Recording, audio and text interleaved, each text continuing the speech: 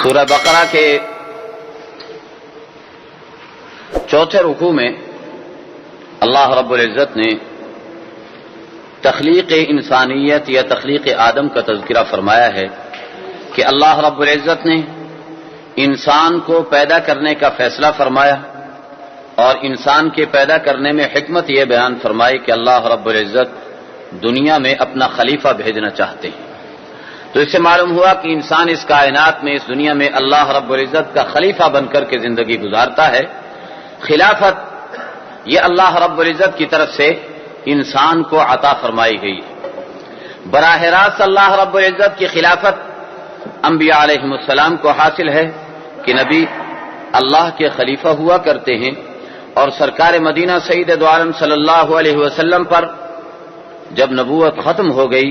تو آپ کے بعد براہ راست خلافت کا مسئلہ ختم ہو گیا۔ اب نبوت کی خلافت شروع ہو گئی، جسے خلافت راشدہ علی منہاج النبوہ کہا جا سکتا ہے کہ نبوت کے طریقے پر خلافت کرنا یہ اللہ رب العزت نے اس کے مابعد میں جاری فرما دیا، جو صحابہ کرام کے دور میں یہ نظام اور یہ سلسلہ چلتا رہا۔ گویا دنیا میں اللہ رب العزت جو نظام حکومت پسند فرماتے ہیں وہ نظام حکومت خلافت راشدہ کا نظام ہے، خلافت کا نظام ہے جسے اللہ رب العزت نے پسند فرمایا ہے۔ محترم دوستو، یہ تو قرآن کریم کی نص اس بات کو بیان فرماتی ہے کہ اللہ نے انسان کو دنیا میں اپنا خلیفہ بنا کر کے بھیجا ہے۔ نبیوں کی خلافت جو ہوا کرتی ہے وہ اللہ کا انتخاب ہوا کرتا ہے۔ ان اللہ اصطفى آدم و نوحا، اللہ رب العزت نے آدم علیہ السلام کو منتخب کیا، نوح علیہ السلام کو منتخب کیا، ان کی آگے اولادوں کو منتخب کیا۔ یہ انتخاب رب کائنات کی طرف سے ہوتا ہے انبیاء علیہم السلام کا۔ البتہ اس کے مابعد میں انبیاء علیہم السلام کی جو خلافت ہوا کرتی ہے وہ مسلمانوں کے باہمی مشورے سے ہوا کرتی ہے۔ الخلافت شورى بینہم، خلافت جو ہے وہ مسلمانوں کے باہمی مشورے سے طے کی جاتی ہے۔ دنیا میں نظام حکومت اور بھی موجود ہیں، اسلام نے ان کے مقابلے میں خلافت کا نظام وضع فرمایا ہے۔ نظام حکومت جمہوریت کا نظام بڑا مشہور و معروف، بلکہ اس زمانے کے اعتبار سے اگر سمجھا جائے تو طواغیت میں سب سے بڑا طاغوت ہے اس وقت کا جمہوریت، اس لیے کہ جمہوریت کو اس قدر اہمیت اس موقع پر دے دی گئی ہے کہ قرآن بیان کرنے والا، حدیث بیان کرنے والا، اسلامی حکومت کا دعوے دار وہ بھی جمہوریت سے باہر نکل کر بات نہیں کر سکتا۔ حالانکہ جمہوریت وہ طرز حکومت ہے کہ جس میں بندوں کو گنا کرتے ہیں، تولا نہیں کرتے، اس میں وزن نہیں دیکھا کرتے کہ کس وزن کا آدمی رائے دے رہا ہے، اس میں تو گنتی کیا کرتے ہیں کہ کتنے سر ہیں، جتنے سر زیادہ ہوں گے اتنے جیت جائیں گے۔ اگر 200 گدھے ایک طرف ہیں اور 199 انسان ایک طرف ہیں تو ایک گدھے کی وجہ سے وہ 200 گدھوں والے جیت جائیں گے اور 199 انسان ہار جائیں گے۔ تو یہ جمہوریت کی بنیاد ہے، جمہوریت کی اصلیت یہ ہے۔ اس لیے علامہ اقبال کہتا ہے کہ گریز طرز جمہوری غلام پختہ کار شو کہ از مغز دو صد خر فکر انسان نمے آیت، ارے طرز جمہوری کو چھوڑو، پختہ کار انسان بنو، پختہ ذہن والے انسان بنو، اس لیے کہ 200 گدھے اکٹھے ہو کر کسی ایک انسان کی سوچ نہیں سوچ سکتے۔ تو اسلام کا جو نظام حکومت ہے وہ نظام خلافت کہلاتا ہے اور وہ باہمی مشورے سے طے کیا جاتا ہے۔ اس کی مزید تفصیلات تو میں نہیں عرض کروں گا، البتہ اشارتاً اتنی بات ضرور عرض کر دوں گا کہ اس نظام خلافت میں رائے دینے والے، ووٹ دینے والوں کے لیے بھی کچھ نظام متعین ہے، ان کے لیے بھی معیار ہے، صلاح اور تقوی کا معیار ہے، سمجھ بوجھ کا معیار ہے، اور اسی طریقے پر ووٹ لینے کے لیے جو نامزد افراد ہیں ان کے لیے بھی اسلام اور شریعت کچھ معیار مقرر کرتی ہے۔ اس معیار سے ہٹ کر ایسا نہیں کہ جس کا دل چاہے پیسہ لگائے اور کھڑا ہو جائے، جس کا دل چاہے پیسے لگائے اور ووٹ خرید لے، یہ نظام نہیں ہے، بلکہ باصلاحیت افراد ہوں اور پھر رائے دینے والے بھی باشعور افراد ہوں جو رائے دے سکیں،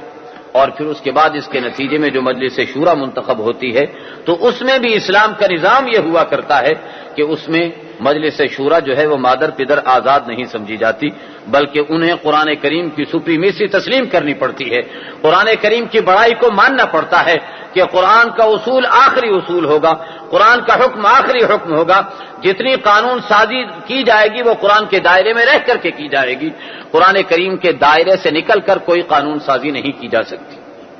یہ اسلام کا نظام ہے، اسے نظام خلافت کہا جاتا ہے۔ اسی کو رب کائنات فرماتے ہیں وَإِذْ قَالَ رَبُّكَ لِلْمَلَائِكَةِ إِنِّي جَاعِلٌ فِي الْأَرْضِ خَلِيفَةً، اللہ رب العزت نے فرشتوں سے یہ بات فرمائی کہ میں دنیا میں اپنا خلیفہ بنانا چاہتا ہوں۔ فرشتوں کو اعتراض تھا، کچھ تحفظات تھے۔ اصل میں بات یہ ہے کہ اس دنیا میں انسان سے پہلے بن رہا کرتے تھے، بن کے بعد جن رہا کرتے تھے، اور جن کے بعد پھر انسان کو پیدا کیا گیا۔ تو پہلی جو دو مخلوقیں گزری ہیں بن اور جن، ان دونوں مخلوقوں کا تجربہ یہ تھا اس کائنات میں، اس دھرتی پر، اس سرزمین پر، کہ انہوں نے باہمی طور پر فتنہ اور فساد کیا تھا،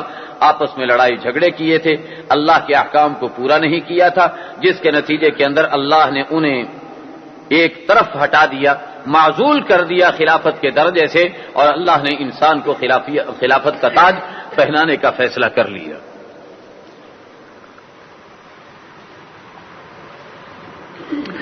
تو فرشتوں کا چونکہ تجربہ کچھ اچھا نہیں تھا پہلی مخلوقات کے بارے میں، تو انسان کے بارے میں انہوں نے یہی رائے دے دی کہ اتجعل فیہا من یفسد فیہا ویسفک الدماء ونحن نسبح بحمدک ونقدس لک، اے اللہ ایسے لوگوں کو آپ پیدا کرنا چاہتے ہیں جو دنیا میں فساد مچائیں گے، فتنے بازی کریں گے، آپ کی تسبیح و تحمید تو ہم بھی بیان کر رہے ہیں، لہذا اس انسان کو بنانے کی کیا ضرورت رہ گئی ہے جو فتنے بازی کرے اور فساد مچائے۔ تو اللہ رب العزت نے مختصر سے الفاظ میں یہ فرما دیا کہ انی اعلم ما لا تعلمون، میں جانتا ہوں جسے تم نہیں جانتے ہو۔ انسان کو پیدا کر کے میں نے جس مقصد کے تحت دنیا میں بھیجنا ہے اسے میں جانتا ہوں، اس لیے کہ اے فرشتوں تم تسبیح و تحمید تو کرتے ہو، لیکن تمہاری دوسری ذمہ داریاں نہیں ہیں، تمہیں دوسرے کام نہیں کرنے، تمہیں تو صرف اللہ کی تسبیح و تحمید کے اندر رطب اللسان رہنا ہے۔ اس بنا پر تمہاری تسبیح و تحمید عبادت کا درجہ حاصل نہیں کر سکتی۔ انسان وہ آئے گا جس کے ساتھ بیوی بچوں کی ضروریات بھی لگی ہوئی ہوں گی، کاروبار کے مسائل بھی لگے ہوئے ہوں گے، دنیا بھر کے اس کے ساتھ نظام لگے ہوئے ہوں گے، ضروریات لگی ہوئی ہوں گی، اور ان سب کے ہوتے ہوئے وہ انسان ایسا ہوگا جو اللہ رب العزت کی وحدانیت کا ڈنکا بجائے گا، اللہ کی توحید کی بات کرے گا، اور انسان کے اندر وہ صلاحیت وجیہت کی گئی ہے جو تمہارے اندر نہیں پائی جاتی، اور وہ صلاحیت کیا ہے کہ انسان کو علم کا ممتاز درجہ عطا کیا گیا ہے کہ انسان کے اندر علم حاصل کرنے کی مقدرت موجود ہے، اور اس کے لیے اللہ رب العزت نے تجرباتی طور پر ان کے سامنے یہ بات رکھی۔ حضرت آدم علیہ السلام کو پیدا کیا، فرشتوں کو بھی بٹھایا، اور اللہ رب العزت نے چیزوں کے نام بیان فرما دیے، دنیا کی چیزوں کے جو خواص ہیں اور ان کے نام اللہ نے بیان فرما دیے۔ فرشتوں کو کچھ سمجھ میں نہ آیا، آدم علیہ السلام کو سب یاد ہو گیا۔ اللہ نے کہا کہ انبئونی باسماء ہؤلاء ان کنتم صادقین، اب یہ جو میں نے بتایا تھا ذرا بیان تو کرو۔ فرشتے کہنے لگے کہ جی لا علم لنا الا ما علمتنا، ہم تو نہیں جانتے، ہم تو اس کو بیان نہیں کر سکتے۔ آدم علیہ السلام سے جب کہا تو آدم علیہ السلام نے فر ساری باتیں سنا دی، تو اللہ رب العزت نے فرمایا کہ دیکھا میں نہیں کہتا تھا کہ یہ استعداد اور صلاحیت میں تم سے زیادہ ہے، اس بنا پر اس زمین پہ خلیفہ بننے کا بھی یہ زیادہ مستحق ہے۔ پھر اللہ رب العزت نے آدم علیہ السلام کے علم کے احترام کے طور پر سارے فرشتوں کو کہا کہ آدم علیہ السلام کو سجدہ کرو۔ تو میرے دوستوں محترم بزرگوں، جب انسان اپنے اندر سمجھ بوجھ علمی شعور پیدا کر لیتا ہے تو اس کا درجہ اتنا بلند ہو جاتا ہے کہ وہ مسجود ملائکہ بن جاتا ہے۔ جہالت جب انسان میں آتی ہے تو یہ انسان جانوروں سے بھی بدتر ہو کر کے رہ جاتا ہے، جسے قرآن کریم کہتا ہے اولئک کالانعام بل هم اضل، جاہل انسان جو ہیں وہ تو جانوروں چوپایوں کی طرح سے ہیں، بلکہ چوپایوں سے بھی زیادہ گمراہ ہیں، جبکہ اس کے بالمقابل عالم انسان کو اللہ نے مسجود ملائکہ بنا دیا، فرشتوں کا سجدے کا مقام بنا دیا، اور فرشتوں کو حکم دیا کہ انہیں سجدہ کریں۔ پھر اللہ رب العزت نے آدم علیہ السلام کو جنت کے اندر رکھا، لیکن جنت میں کچھ عرصہ رہے، اور آدم علیہ السلام کو شیطان نے بعض انداز پر بہکایا، اور بہکا کر کے آدم علیہ السلام کو اس بات پر آمادہ کر دیا کہ جس درخت کے کھانے سے آدم علیہ السلام کو منع کیا گیا تھا اس درخت کو آدم علیہ السلام نے کھا لیا۔ آگے سورہ طٰہٰ کے اندر جا کر کے آئے گا، وہاں پر میں انشاءاللہ اس موضوع پر مزید بحث کروں گا، عصمت انبیاء کی بحث، کہ نبی معصوم ہوا کرتے ہیں اور نبی سے کوئی غلطی نہیں ہوا کرتی۔ تو آدم علیہ السلام نے جو یہ درخت کھایا تو یہ غلطی کہلائے گی یا نہیں کہلائے گی، لہذا آگے جا کر کے یہ بحث کی جائے گی، اس میں مزید تفصیل میں نہیں جاؤں گا۔ بار صورت آدم علیہ السلام کے اس سرزمین پہ آنے کا موقع بن گیا، آدم علیہ السلام کو اور حضرت حوا کو اللہ نے سرزمین پہ بھیج دیا، بھیجنے کے بعد اللہ رب العزت نے ان سے نسل انسانی کا اضافہ شروع کر دیا۔ تو پہلے اللہ نے انسانیت کی پیدائش کو بیان فرمایا، اب اس کے بعد آگے اللہ رب العزت دو قسم کے انسانوں کا تذکرہ فرمائیں گے۔ بنی اسرائیل کی شکل میں ان لوگوں کا تذکرہ ہوگا جو کہ انعام یافتہ لوگ تھے، اللہ کی نعمتیں ان لوگوں پر تھی، اللہ نے انہیں فضیلتیں عطا فرمائی تھی، لیکن ان لوگوں نے نافرمانیاں کی۔ اللہ کے احکام کو توڑا، اللہ رب العزت کی مخالفت کی، اللہ کے احکام کی خلاف ورزی کرتے رہے، جس کے نتیجے میں اللہ نے انہیں ذلیل و خوار کیا، رسوا کیا، امامت کے درجے سے ان لوگوں کو ہٹا دیا۔ اور دوسری طرف اللہ رب العزت حضرت ابراہیم علیہ السلام کا تذکرہ فرمائیں گے، جو اللہ کے برگزیدہ بندے تھے، اللہ کے اطاعت شعار انسان تھے۔ اللہ رب العزت نے دنیا والوں کو بتا دیا کہ دنیا والوں، جیسے ابراہیم علیہ السلام نے اللہ کے احکام کو پورا کیا، دنیا کی امامت پر فائز ہوئے، ایسے ہی تم لوگ بھی اللہ کے احکام کو پورا کرو گے تو امامت کے درجے پر فائز ہوتے چلے جاؤ گے۔ یہاں نسل نہیں چلتی، یہاں قومیت کی بات نہیں چلتی، عصبیت کی بات نہیں چلتی، یہاں استحقاق کی بات چلتی ہے۔ جو عمل کے اعتبار سے اپنے آپ کو امامت کا مستحق ثابت کر دے گا، اللہ رب العزت اسے امامت کا مستحق قرار دے دے گی۔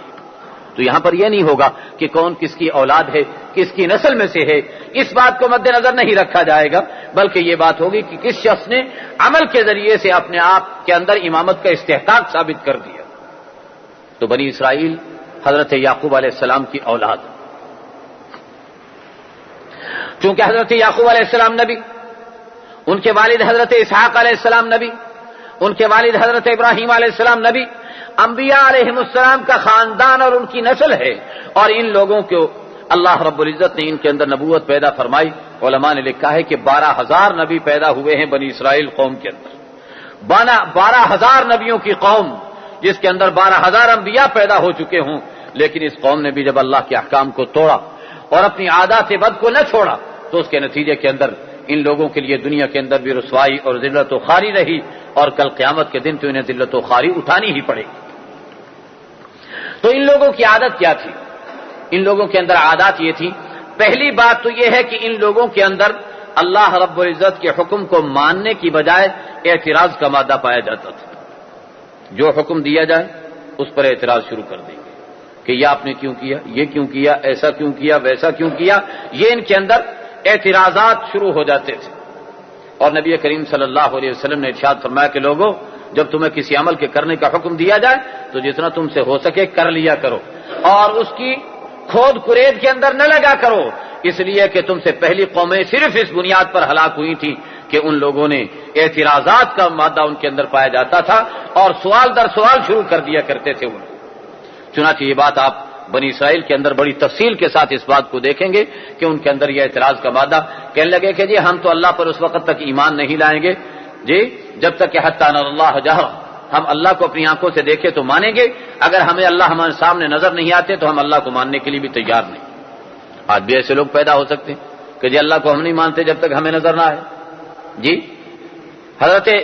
امام ابو حنیفہ رحمۃ اللہ علیہ سے کسی نے یہ سوال کیا کہ آپ اللہ کے بارے میں کہتے ہیں کہ اللہ موجود ہیں، اللہ ہمیں دکھا دو تو ہم مان جائیں گے، جب اللہ دکھاتے نہیں تو ہم مانتے بھی نہیں۔ حضرت امام ابو حنیفہ رحمۃ اللہ علیہ کے بارے میں آتا ہے کہ استنجا کر رہے تھے، ڈھیلا اٹھا کر کے اس کو اٹھا کے مارا زور سے، جب اس کے جسم پہ لگا تو وہ چلایا، ارے کیا ہوا؟ کہ جی درد ہو رہا ہے۔ کہتے میں تو نہیں مانتا، یہ درد مجھے دکھا دو تو میں مان جاؤں گا، اگر تم درد مجھے دکھا نہیں سکتے تو میں بھی اس کو نہیں مانتا۔ اس نے کہا جی بھلا درد بھی کوئی دکھانے کی چیز ہے؟ یہ تو محسوس کرنے کی چیز ہے۔ تو فرمایا بھائی اللہ بھی دکھانے کی چیز نہیں، اللہ بھی نظر نہیں آ سکتے۔ بارصورت یہ ایک سمجھانے کا انداز ہے، کہنے کا مقصد یہ ہے کہ اعتراض کا ان کا ایک اپنا انداز تھا، ہر بات پہ انہوں نے اعتراض کرنا۔ تو کہنے لگے کہ ہمیں اللہ اپنی آنکھوں سے دکھاؤ گے تو مانیں گے، اگر اللہ ہمیں نہیں دکھاتے تو ہم ماننے کے لیے تیار نہیں۔ بارصورت موسیٰ علیہ السلام انہیں لے گئے کہ چلو لاؤ تمہیں چل کر کے اللہ دکھا دیتے ہیں، وہاں لے کر کے چلے گئے۔ اب موسیٰ علیہ السلام کی اللہ رب العزت سے گفتگو شروع ہوئی، آواز آنی شروع ہوئی، ان لوگوں کی طرف آواز آنی شروع ہوئی، لیکن اس کے باوجود بھی جب واپس آئے تو آ کر کے کہنے لگے کہ موسیٰ ہمیں کیا پتا کہ تم اللہ سے باتیں کر رہے تھے یا کسی اور سے کر رہے تھے۔ پھر اعتراض اٹھا دیے، پھر اعتراض، اسے بھی ماننے کے لیے آمادہ اور تیار نہ ہوئے۔ تو گویا ہر بات پہ کیڑے نکالنا اور ہر بات پہ اعتراض اٹھانا یہ بنی اسرائیل کی ایک عادت بد تھی، اور جس انسان کے اندر یہ اعتراض کا مادہ پیدا ہو جاتا ہے ایسا انسان عمل کی نعمت سے محروم ہو جاتا ہے، ایسا انسان عمل نہیں کر سکے گا، عمل کی نعمت سے محروم ہو جائے گا۔ اور پھر اللہ رب العزت نے ان پر ایک تو انعام یہ کیا کہ اللہ نے فرمایا کہ میں نے تمہیں اپنی ملاقات تمہیں دکھا دی، اور پھر یہ نعمت یہ انعام کیا کہ فرعون کے چنگل سے تمہیں بچایا، سمندر کے اندر فرعون کو غرق کیا اور تمہیں اس میں سے نجات عطا فرمائی، اور پھر وہاں پر میدان تیہ کے اندر جانے کے بعد اللہ نے تم ان کی پرورش کا سامان کیا، ان کے لیے خوراک کھانا مہیا کیا، اور خوراک اور کھانا بھی کیسا مہیا کیا ان لوگوں کے لیے کہ اڑتے ہوئے پرندے ان کے سامنے آ کر کے بیٹھ جاتے، یہ انہیں اٹھا کر کے کھا لیا کرتے تھے۔ بھنے بھنائے پرندے ہوا کرتے تھے، آگ پر سینکنے نہیں پڑتے تھے، اور پھر کھانے کے بعد میٹھا کھانے کی خواہش اور جذبہ پیدا ہوتا تو اللہ رب العزت نے ان کے لیے یہ نظام رکھا تھا کہ کوئی جھاڑی ہوتی تھی، اس کے اوپر پاؤڈر کی شکل میں میٹھا جم جاتا تھا، یہ اس پہ سے وہ پاؤڈر اتار کر کے کھا لیا کرتے تھے۔ تو میٹھے کا بھی اللہ نے انتظام، سویٹ ڈش بھی ان کے لیے تیار کر دی تھی اور کھانا بھی ان کے لیے تیار کر دیا تھا۔ دونوں طریقوں پر اللہ رب العزت نے ان کے لیے اتنا بڑا انعام رکھا تھا، لیکن اس کے باوجود یہ لوگ کیا کہنے لگے کہ موسیٰ والا ہم تو یہ گوشت کھا کھا کے تنگ آ گئے ہیں، یہ من و سلوہ کھلاتے ہوئے ایک ہی قسم کا کھانا، ہم تو اسے کھا کر کے تنگ آ گئے ہیں، ہمیں تو پیاز کھلاؤ، دال کھلاؤ، یہ چیزیں ہمیں کھلاؤ تو ہمیں مزہ آئے گا، یہ تو ہم اس سے کھا کھا کے ہم لوگ بالکل تنگ آ چکے ہیں۔ تو اللہ رب العزت نے فرمایا کہ اچھا اتستبدلون بالذی هو ادنی بالذی هو خیر، اچھی چیز اللہ نے تمہیں انعام کے طور پر عطا فرمائی، اسے تو تم چھوڑ رہے ہو اور گھٹیا چیز کا مطالبہ کر رہے ہو، چلو اچھا تمہارا مطالبہ یہ بھی ہم پورا کر دیتے ہیں، اہبطوا مصرا فإن لکم ما سألتم، جاؤ کسی شہر میں چلے جاؤ، جو کچھ تم مانگ رہے ہو تمہیں عطا کیا جائے گا، تمہیں ملے گا۔ لیکن ان سے یہ کہا گیا کہ تم ایسے کرنا جب داخل ہوگے تو سجدن وقولوا حطۃ، ایک تو یہ کہ جھکے ہوئے چلنا، جھک کر کے جانا، سجدہ ریزی کی حالت میں جانا،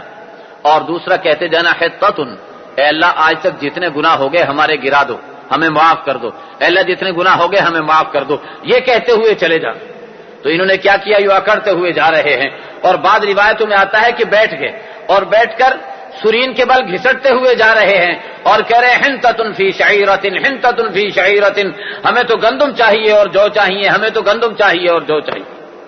تو بجائے اس کے کہ اپنے گناہوں پر توبہ استغفار کرتے اور ہیکڑی اور تکبر جما رہے ہیں، اس انداز پر جا رہے ہیں، تو اللہ رب العزت نے فرمایا کہ اللہ کی طرف سے ان پر ناراضگی نازل ہوئی۔ تو اللہ رب العزت فرماتے ہیں کہ اللہ ان پر ناراض ہوئے، وباؤوا بغضب علی غضب وللکافرین عذاب مہین، اللہ رب العزت کے غصے پر غصہ لے کر کے یہ لوگ لوٹے، اللہ کو ناراض کر کے لوٹے، اور چونکہ ان لوگوں نے کفر کیا لہذا اللہ نے ان کے لیے ذلت آمیز عذاب تیار کر رکھا ہے۔ اس کے علاوہ اور بھی ایک انعام کا اللہ کا تذکرہ ہے کہ یہی میدان تیہ کے اندر جب یہ لوگ موجود تھے تو پانی کی ضرورت پڑی، موسیٰ علیہ السلام سے کہا کہ جی ہمیں پانی پلا دیجئے، تو موسیٰ علیہ السلام سے اللہ نے کہا کہ اس پتھر پہ عصا ماریے، موسیٰ علیہ السلام نے پتھر پہ عصا مارا، فانفجرت من حسنۃ عشرۃ عینا، تو 12 چشمے اس میں سے پھوٹ پڑے۔ 12 قبیلے اور خاندان تھے، آپس میں لڑنا جھگڑنا ان کا کام تھا، لہذا ایک چشمے پہ سیراب نہیں ہو سکتے تھے، لڑتے، لہذا 12 چشمے پھوٹے، ہر خاندان کا الگ چشمہ،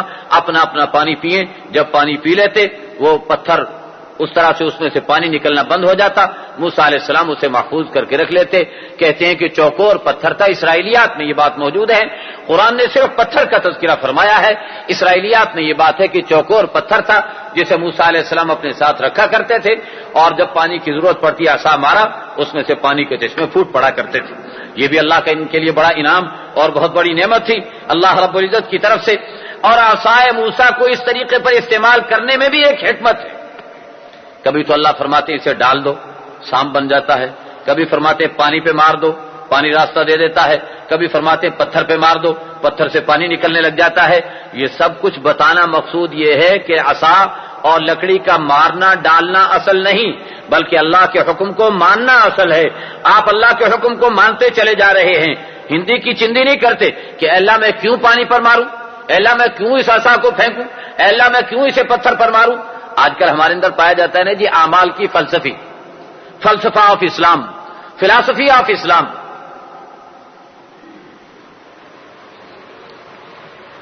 جب سے یہ احکام کے فلسفے چل نکلے ہیں اس وقت سے اعمالی قوت ختم ہو کر کے رہ گئی، عمل کی قوت باقی نہیں رہتی جب انسان ان فلسفوں کے اندر آ کر کے پڑھتا ہے۔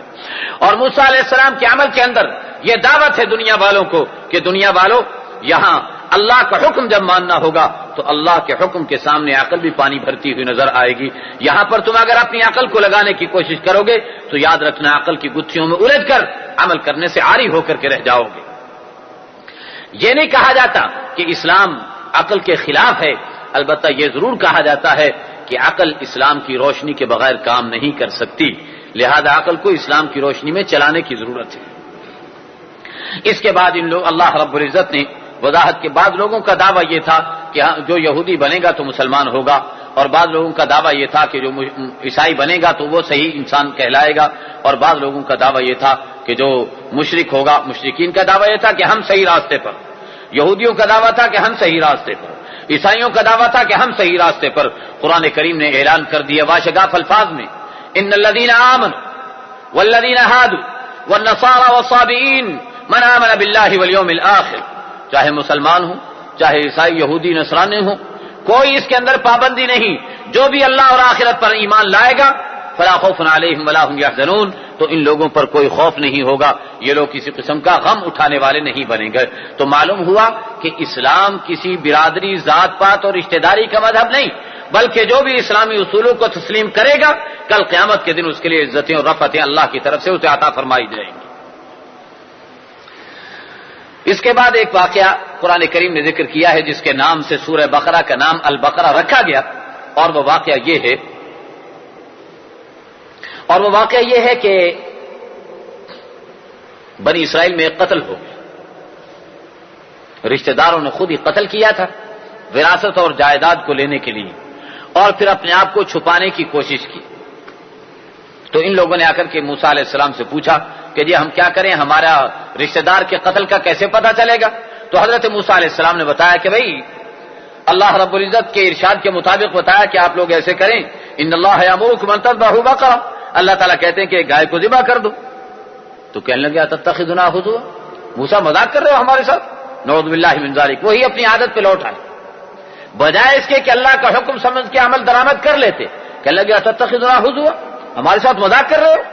موسیٰ علیہ السلام نے کہا کہ اعوذ باللہ ان اکون من الجاہلین، یہ مذاق کرنا تو جاہلوں کا کام ہے، کم علم لوگوں کا کام ہے، میں تو جاہلوں میں ہونے سے پناہ مانگتا ہوں، مجھے مذاق کرنے کی کیا بات، میں تو اللہ کا نبی ہوں، اللہ کی بات تم سے کہہ رہا ہوں۔ تو کہنے لگا اچھی بات ہے، پھر آپ ایسے کریں کہ موسیٰ علیہ السلام آپ ایسے کریں، ہمیں بتائیں کہ جی وہ گائے جو ہم نے ذبح کرنی ہے تو وہ گائے کیسی ہونی چاہیے۔ اب اس گائے کے بارے میں سوال ہو رہا کہ جی وہ گائے ہمیں بتائیے کیسی ہونی چاہیے۔ بھائی تمہیں گائے کا حکم دیا، پکڑ کے اسے ذبح کر دو، کہنے لگے نہیں جی بتاؤ گائے کیسی ہونی چاہیے۔ تو قرآن کریم نے کہا لا فارض ولا بکر، گائے ایسی ہو نہ زیادہ بڑی ہو نہ زیادہ چھوٹی عمر کی ہو، درمیانی عمر کی گائے ہونی چاہیے، اسے تم ذبح کر دو۔ کہنے لگے جی اچھا پھر آپ یہ بتائیے کہ اس کا رنگ کیسا ہونا چاہیے، مالونہا، رنگ بتائیے ذرا کیسے رنگ کی گائے ہونی چاہیے، کالی ہو، گوری ہو، کیسے رنگ کی ہو؟ اللہ تعالیٰ سے پھر حضرت موسیٰ علیہ السلام نے پوچھا تو اللہ تعالیٰ نے فرمایا بھی انہیں بتا دیجئے انہا صفرۃ بقرۃ صفراء فاقع لونہا، ایسی گائے ہو جو صفرا رنگ کے لیے کیا لفظ استعمال کیا؟